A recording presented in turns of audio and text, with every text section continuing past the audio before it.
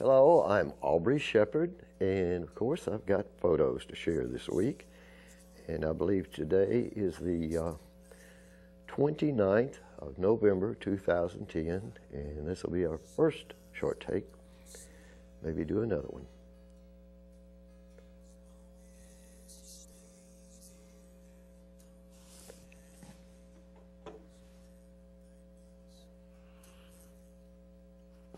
Monarch butterfly. Let's see, these are, I think most of these pictures are about September 15, 16, 17, and some similar I've had on my blogs, and a lot of the photos I want to show you we haven't actually had on CAT or on a blog or in Flickr. So I was going back over photo cards I hadn't worked with. Sometimes I just lose them before I ever get them all saved. So anyway, you just saw smartweed, and now I think, what are we looking at? Is that ironweed? Well, forgive me. If you find them, you can blow them up online and actually see these pictures better.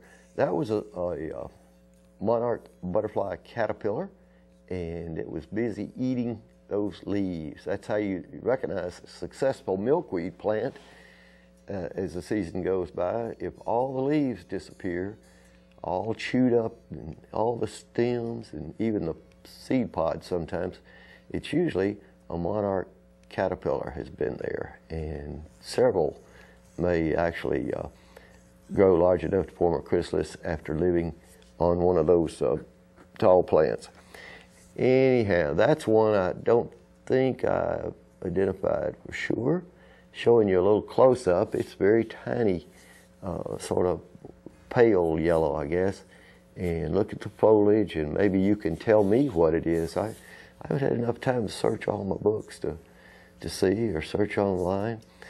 That's an evening primrose, and those things are really beautiful, and they're natives, of course. And there are lots of varieties, and they've been cultivated, and cultivars are created, and so forth. But that's, as far as I can tell, that is the basic native in its natural form. It's growing just off the edge of World Peace Wetland Prairie on the new parkland to the north. And I got there just in time to stand by that plant and ask the park man mowing not to mow it down. It was the only thing left blooming out there after they got done mowing, and it was a pretty spectacular plant. So it stood there and went to seed, and I may have even got out there and got me a few seeds to scatter elsewhere. But those things are on World Peace Wetland Prairie and all over, but that one standing out there alone in that what's basically an oak savanna was pretty impressive. I believe that's another tiny plant I have not identified, but I'll keep looking, and I'll have it named right one of these days on my blog. Okay, I did find the name of that one today before I put it up, and Croton, and that one is a Diodia, and it's a pinkish purplish version. There's a white one, and both of those things are known as types of button weeds. Button weeds are not popular in some places. I never see very many of them. They certainly don't take over the prairies, but they are known to be invasive in some folks' monoculture lawns. And if you like a lawn, I guess you don't want anything in it that might show a flower or do anything but stand up and be trimmed off. Okay, you saw a swallowtail butterfly, and now you see a buckeye butterfly. This buckeye is on the liatris plant, and like I say, this was middle of September. There's a different shot of the same buckeye, I believe, on maybe the same liatris or one nearby, but the buckeyes are really magnificent. I may have shown that grasshopper picture. I love grasshopper pictures. If I showed it to you back in September, I apologize, but I still like it. I happened to find it going through there today and put names on things. Okay, that yellow is, I learned that name again today, and I'll think of it later. Okay, there's a gray hair streak butterfly, a very small butterfly, but it's on a non-native plant. It's not on its host plant. They have several host plants that we have at World Peace Water Prairie, so of course we have lots of hair streaks all summer into the fall. There's, I believe that's also maybe on a non-native plant. But anyway, all the butterflies count one, and we love them. Till next time, this is Aubrey Shepherd asking you to do your part to help keep the air pure, the woods green, and the water clean. Hello, I'm Aubrey Shepherd, and this is the second short take we recorded on this day, the 29th of November 2010. Can't believe we're getting this far into history, especially my history is about gone when you get 70 years old. Anyway, the Union of Concerned Scientists are concerned about global climate change, and it's hard to deny that there is a need for climate action. Everything we can do as residents of the earth to slow down the changes in the climate are important, and so I hope we all take these messages to heart. That's a postcard they sent out recently, and I had to share it. There's Dr. Dick Bennett, Dr. James Richard Bennett, Emeritus Professor of English at the University of Arkansas. He taught me a few courses way back in the day when I was a graduate student. Okay, we're over at the, seeing some man, wife, and daughter, and they're at Hank Kaminsky's studio down on South Government Avenue. This was back on Saturday, I suppose.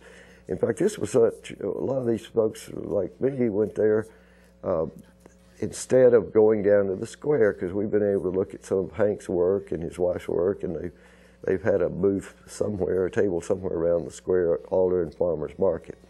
So everybody was kind of shopping. Hank was giving discounts on products, I guess.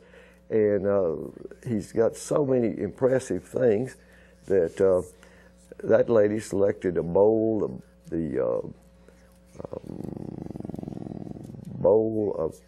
Tiresias. Anyway, it's from mythology, and look it up. But anyway, she was pretty happy to buy it, and there's Joanne Kaminsky laughing. It's just like moving part of the farmer's market down there to his studio. That's on South Duncan. That's just north of the National Cemetery, just south of Martin Luther King Boulevard.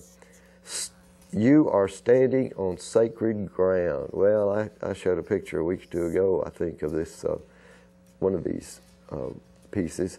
Here's May Peace Prevail on Earth. Actually, these are very similar to the big pieces of art he has around town. There's something on the campus and just off the square there. He's got these powerful peace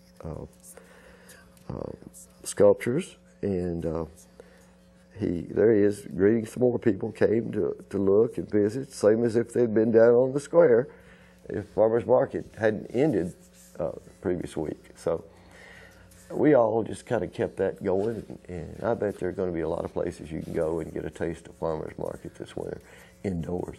That is milkweed seeds. See, those are just about to blow away. It's only the right side where it's touching that pod that those are still held there.